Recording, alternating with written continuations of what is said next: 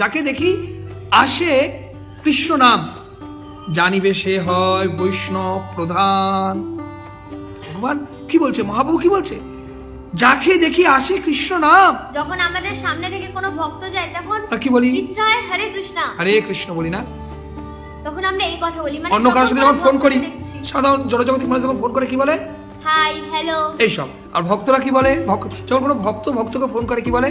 হরে কৃষ্ণ। তাহলে এই যে হরে কৃষ্ণ বলা হচ্ছে, একটা ভক্তর জন্য বলা হচ্ছে। যখন কেউ তিলক মালা পরে যখন কেউ যখন আমার সামনে যায়, তখন হাত দুটো এমনি চড়ে কি বলতে ইচ্ছা করে? হরে কৃষ্ণ হে কৃষ্ণ।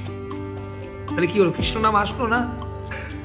তাহলে বৈষ্ণব সে কতদিনের দীক্ষিত, সে কতটা সদাচার করছে, কিরূপ, এই বিচার করার দরকার নেই। এই জগতের সব থেকে নিকৃষ্ট কে? আমি। আমার থেকে বড় নিকৃষ্ট এই জগতে আর কেউ নেই। আর আমার থেকে যিনি উত্তম তিনি বৈষ্ণব।